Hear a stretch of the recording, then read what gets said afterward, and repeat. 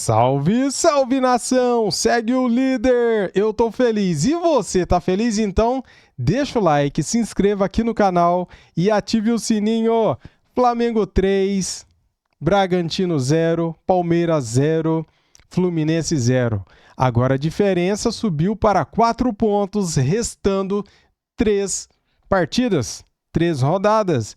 E aí, para você, quem será o campeão brasileiro? Tem dúvida? Eu não tenho. Galera, Flamengo já pode ser campeão na terça-feira, caso o Grêmio vença o Palmeiras e o Flamengo vença o Atlético Mineiro na terça-feira. Já pensou, cara? Viajar para Lima, viajar para a final da Libertadores, já campeão do Brasileirão? Cara, seria top, seria épico, né? Pode acontecer. Só quero ver agora o que a imprensa vai falar. Do jogo do Mengão, que jogou muito, e do jogo do Palmeiras, não sei se eles vão falar ou não, mas eu vou acompanhar aqui agora esse corte com vocês. As imagens são da ESPN Brasil, link na descrição como créditos. Vamos lá. Chega mais, ótima noite para você, o nosso Sport Center no ar neste fim de sábado, sábado de decisão de Copa Sul-Americana, também de Campeonato Brasileiro, de Flamengo e Palmeiras em campo. A gente vai trazer tudo para você a partir de agora dessas duas partidas, da vitória do Flamengo, que abre vantagem na liderança, bateu o Red Bull Bragantino em casa, 3-0, professor Celso Zelt. Seja bem-vindo, um beijo para você. Boa noite, Glaucia. Outra para você. Um abraço a todos que nos ouvem, Vitor Bider. É isso aí, o Flamengo, depois de um primeiro tempo em que encontrou dificuldades, no segundo, principalmente a Arrascaeta fez a diferença. Mas não só, né? Teve o Jorginho jogando muita bola, teve o Bruno Henrique entrando bem. Cebolinha. Enquanto isso, no Allianz, o Palmeiras não teve a mesma felicidade. Não encontrou o seu futebol em nenhum dos dois tempos. E a diferença agora não só aumentou, como o título pode até ser decidido na próxima rodada, matematicamente. Se o Flamengo vencer e o Palmeiras perder, o campeonato acaba na terça-feira. Com o Fluminense no Allianz Parque, estaremos de olho nos dois estádios, tanto no Maracanã quanto no Allianz, para trazer também o pós-jogo completo dessas duas partidas. Vitor Birner, seja bem-vindo, meu amigo. Um beijo para você. Obrigado, Glaucia. Boa noite a você, ao professor Celso Zelt, aos fãs e às fãs de esporte. É um sábado muito flamenguista, por várias razões. Uma, o Flamengo voltou a jogar melhor que o Palmeiras. Isso não vinha acontecendo desde as quartas de finais da Libertadores. O Palmeiras jogava melhor que o Flamengo. O Flamengo tinha algumas dificuldades, mesmo conseguindo os resultados, para continuar na disputa. E nesse momento o Flamengo é um time mais inspirado que o time do Palmeiras. Segunda questão, a pontuação.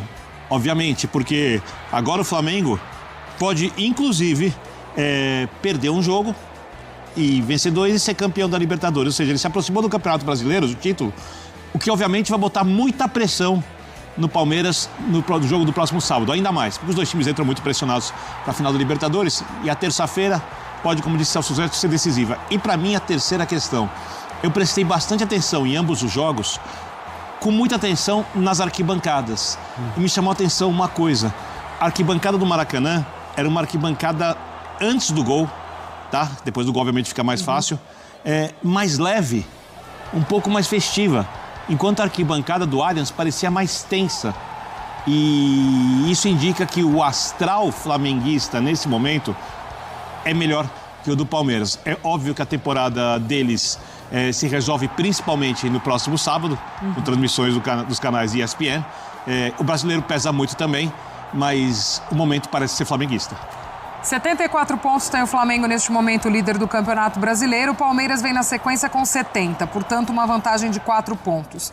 Antes dessa decisão na Libertadores, na próxima terça-feira, o Flamengo vai até Minas Gerais enfrentar o Galo e o Palmeiras enfrenta o Grêmio em Porto Alegre. E aí depois as duas equipes viajam para a decisão da Libertadores no próximo sábado.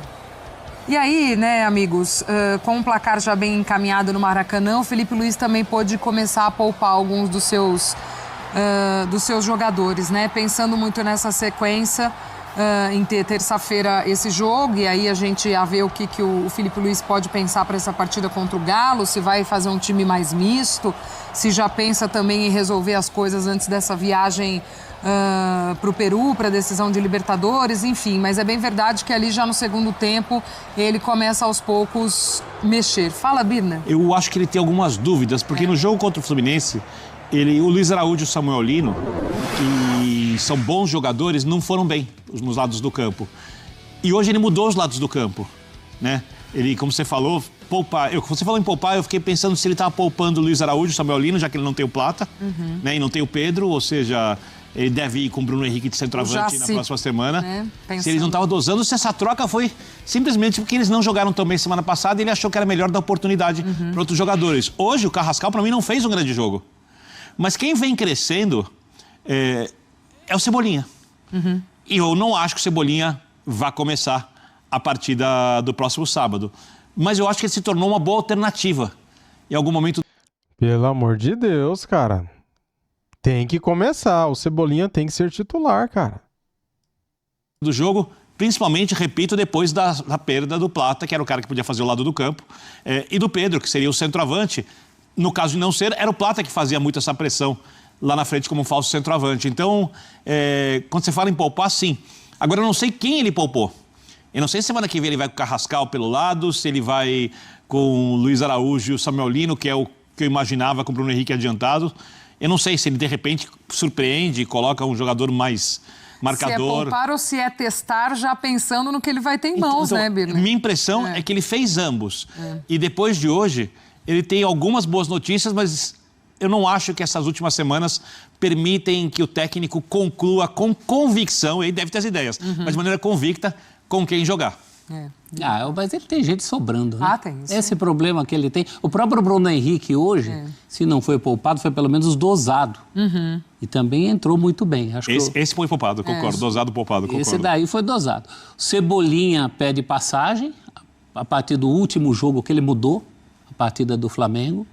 A volta do Arrascaeta hoje, muito bem-vinda, né? Muito. Ele é tudo o que faltou no Fla-Flu. E tem gente jogando, o Birner falou do momento do Flamengo, tem gente jogando em altíssimo nível, né? Jorginho e Arrascaeta hoje foi uma coisa fantástica, a participação, o envolvimento. Eu não sei se escalaria eles na terça-feira. Eu fatalmente não escalaria. Eu acho que é até um luxo ao qual o Felipe Luiz pode se dar. Ele conquistou isso. E o Abel não. Pontos. O Abel não pode se dar esse luxo nesse momento. O Birner falou do ambiente tenso, é verdade. Hoje no Allianz foram 90 minutos de ambiente tenso, mais os descontos. Com apoio da torcida. Mais tenso.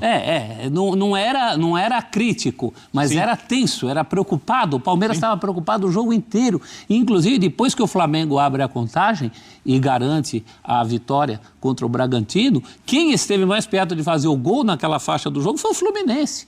Com o Canóbio chutando na trave, incomodando a defesa do Palmeiras. O Palmeiras foi mais para a bafa no fim. O Abel fez o que podia fazer, mexeu nos jogadores que podia.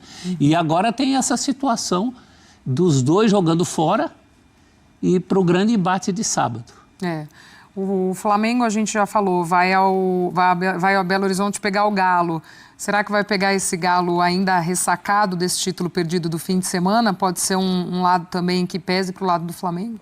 Bom, quem assistiu o jogo do Atlético Mineiro e Lanús pela final da Sul-Americana viu que o Atlético Mineiro não tá jogando bem, cara. Não jogou nada. O jogo foi ruim, foi chato, foi preguiçoso o jogo. Deu tédio de assistir.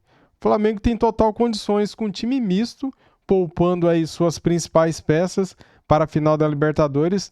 Tem condições de ganhar do Atlético Mineiro lá dentro. O Flamengo não perdeu lá ainda, hein? O Galo precisa agora pensar no brasileiro mesmo, né? É a última pequena chance que ele tem, via Campeonato Brasileiro. O ano está acabando e não começou para o Atlético. Poderia ter começado hoje com o título, mas não começou. Já não teremos G9 na Libertadores, era uma possibilidade. Hoje essa possibilidade acabou.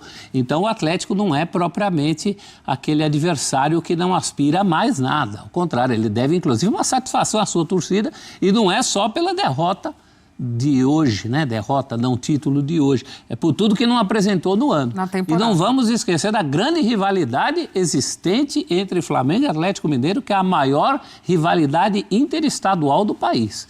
A gente tem Palmeiras e Flamengo hoje com uma rivalidade técnica, mas Flamengo e Atlético Fora o Cruzeiro, eu acho Acho que que é Flamengo e Palmeiras superou isso. Nesse momento. Nesse momento. Mas a rivalidade histórica volta e meia. Pergunta para um atleticano qual é o adversário maior dele, fora o Cruzeiro. Fatalmente é o Flamengo. Mas o flamenguista não vai dizer a mesma coisa do Atlético. Não. Claro que não. O Flamengo Mas vai tem- dizer do Palmeiras. O Flamengo tem Vasco, o Flamengo tem Fluminense, o Flamengo tem nesse momento. O maior rival do Flamengo hoje, em nível nacional, pra mim, tá? Não sei pra você aí, é o Palmeiras. Por tudo que aconteceu nos últimos anos. O Palmeiras, mas tudo isso faz com que o Atlético endureça essa partida para o Flamengo. Sem dúvida. Vai ser pegado. Ó, o pessoal me canta aqui que Cícero Melo já está a postos lá no Maracanã para participar com a gente, também trazendo mais detalhes desta vitória do Flamengo. Fala, seu Cícero, seja muito bem-vindo, meu amigo. Um beijo para você, boa noite. Boa noite para você, dona Glaucia. Deixa eu só olhar para o lado aqui para ver se tem algum jogador. Boa noite para você, um beijo, um abraço no Celso Zelt, no Vitor Birner e no Fã de Esportes, especialmente torcedor rubro-negro. Nós já estamos aqui na Zona Mista, o jogo acabou agora há pouco aqui no Maracanã. Um passeio do Flamengo em cima do Red Bull Bragantino por 3-0.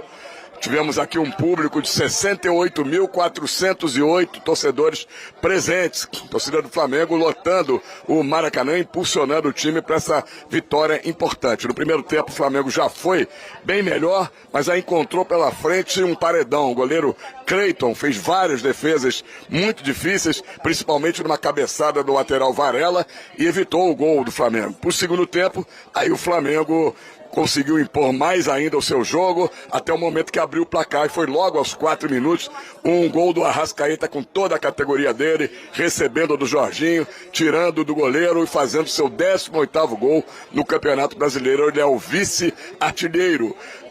Depois tivemos um pênalti aos 15 minutos, cruzamento do Everton Cebolinha, a bola bateu na mão do Hurtado. Aí a bola foi para a marca da Cal e o Jorginho, com a categoria de sempre, dando aquele seu pulinho, sem nenhuma chance para o Cleiton, colocou, tirando o goleiro da foto, para fazer 2-0. Pera aí, galera, deixa eu só mudar essa telinha aqui, né? Porque senão dá BO. Agora sim, vamos lá. O terceiro gol dele no campeonato. E finalmente, aos 26 minutos, o Bruno Henrique deu números definitivos ao placar num chute forte, cruzado da direita, o 7º gol do Bruno Henrique no Campeonato Brasileiro. O Flamengo, como vocês já mostraram aí, colocou 4 pontos de vantagem em cima do vice-líder, o Palmeiras, seu grande adversário também na final da Libertadores da América. Fluminense tirou 3 pontos do Flamengo, mas hoje ajudou o rubro-negro, conseguindo esse empate importante. Para o Fluminense foi um bom resultado e para o Flamengo melhor ainda, porque deixa o Flamengo aí praticamente com a mão na taça, né? O Flamengo, como o Celso Zelt já falou, pode ser campeão com 2 rodadas de antecipação na próxima terça-feira. Se vencer o Atlético lá na Arena MRV em Belo Horizonte e o Palmeiras perder para o Grêmio em Porto Alegre, o Flamengo vai colocar 7 pontos de vantagem em cima do Palmeiras, faltando apenas 2 rodadas, e aí o Flamengo já vai ser campeão com essas 2 rodadas de antecedência e até antes. Sabe o que eu lembrei aqui, cara? Se isso acontecer, o Flamengo será campeão de novo dentro da Arena do Galo. Eles vão ficar putos.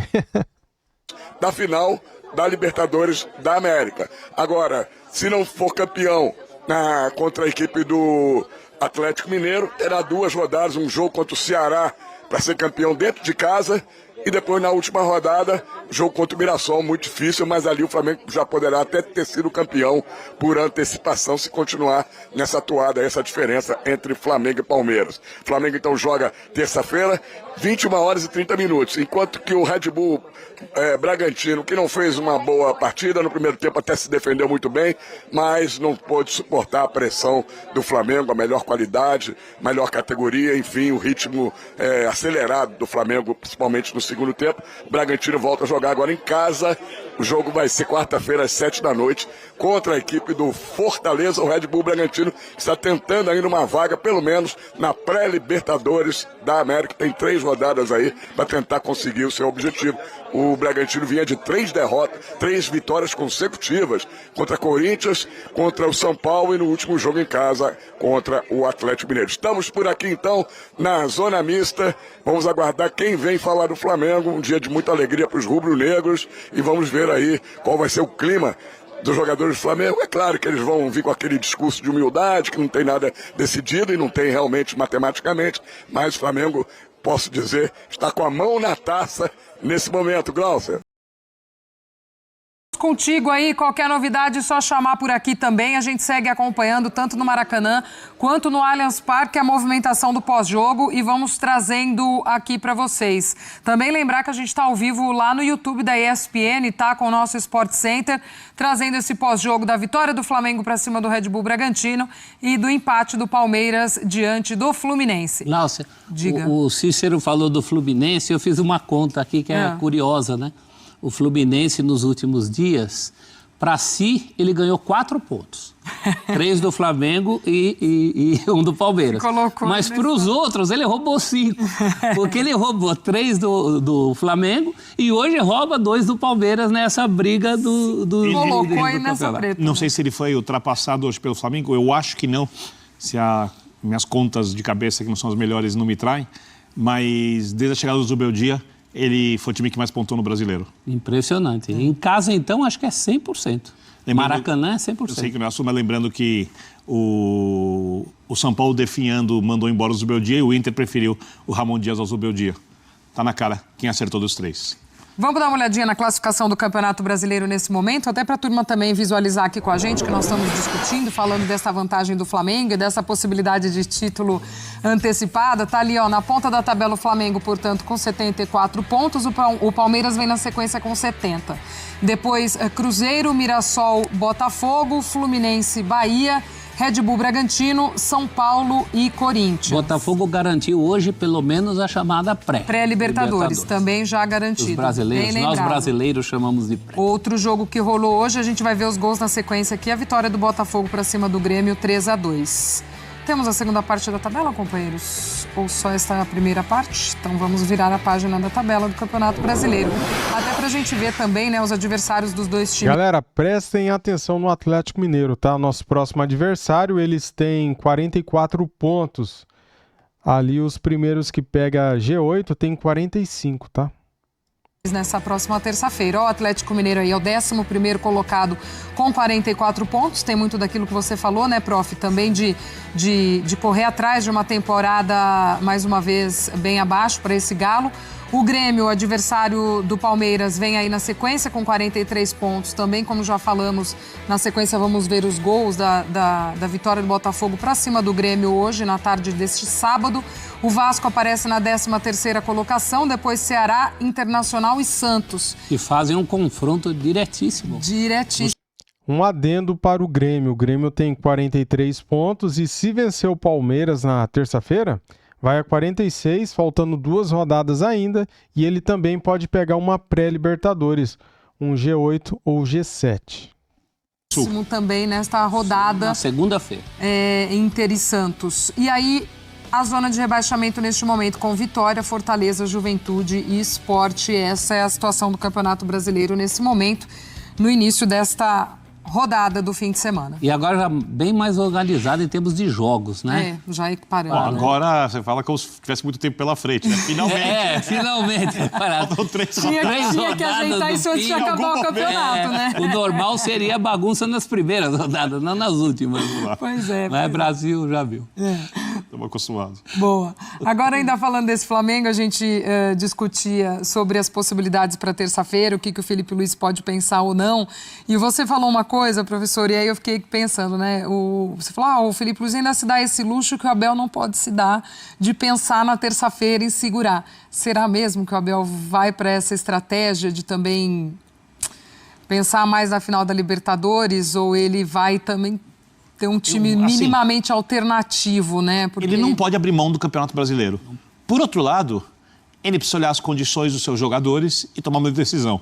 É muito óbvio, e eu falo isso porque o futebol é feito para os torcedores. Eu sempre faço a seguinte alusão. Se você tivesse em campo Puskás, de Stefano, Pelé, Cruyff, Maradona, todos vivos no ápice da forma jogando junto,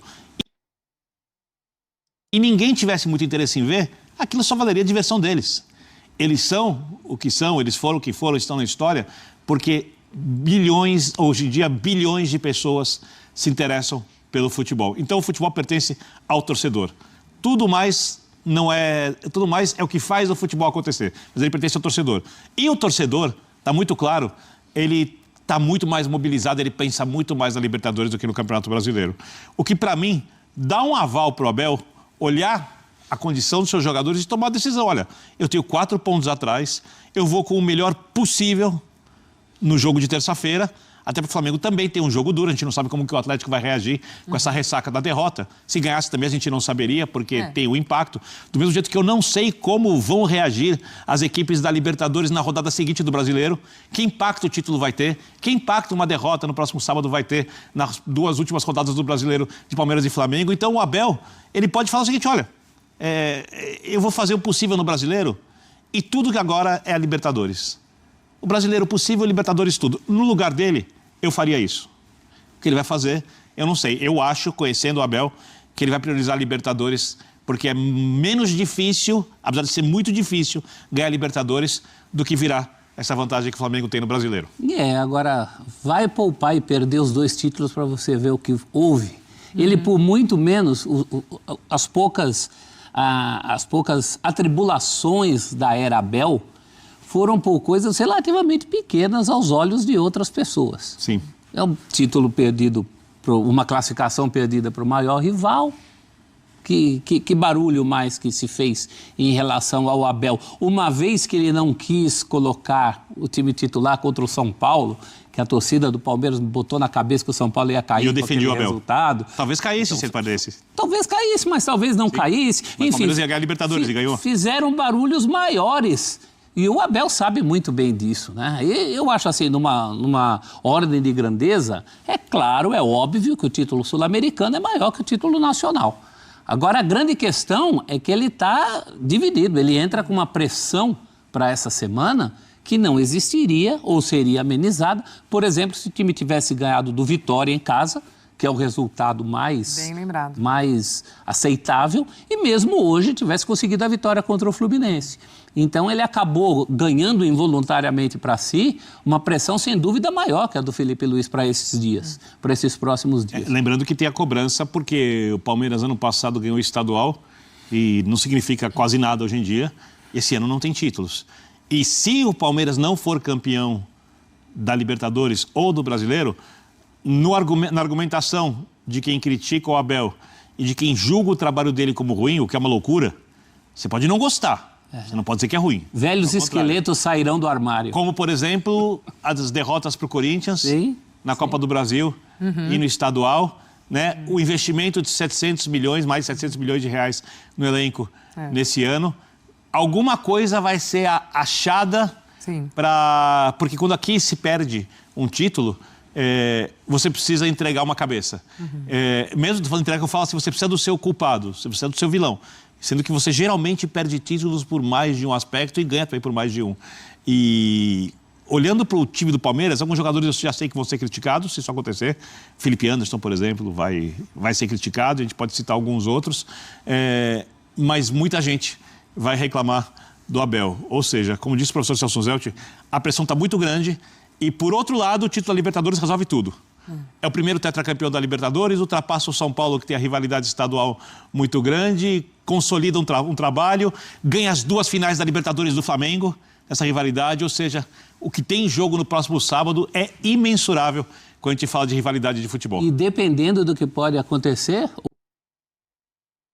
o Palmeiras pode não só ganhar a Libertadores, como ainda dar uma estremecida no Flamengo, nesse momento que a gente está falando. Sim. Esse momento bom rubro-negro. Então não está fora do alcance ganhar as 2 também. Essa final da Libertadores, ela é dessa era brasileira do investimento muito alto, de 2019 para cá. O investimento já acontecia antes, mas ele aumentou e que o Brasil começou finalmente, não é coincidência, depois que trouxe técnicos estrangeiros, a fazer esse investimento valer de qualidade em campo. Essa, para mim, é a maior final de todas. E olha como é difícil a gente separar os 2 times, né? Estamos falando do que foi a rodada do Campeonato Brasileiro hoje para ambos os lados, mas não dá para a gente desmembrar isso. Porque uma coisa vai acabar impactando diretamente a outra, enfim. Não tem como a gente ir discutindo isso de forma Nossa, a coisa ficou distinta. tão grande. E eu acho que a maior mostra disso é a loucura da guerra de narrativas que a gente vem lendo e ouvindo durante a semana. é do gramado sintético, eu não gosto, mas ela entrou na narrativa, é do julgamento do STJD, é de quando vai ser o julgamento do STJD, daqui a pouco vou discutir qual é o melhor almoxarifado, quem tem o melhor RH, qual feijão é mais bem temperado, a concentração. Cada dia se arruma uma coisa nova. Departamento médico é importante. Essa rivalidade chegou num tamanho...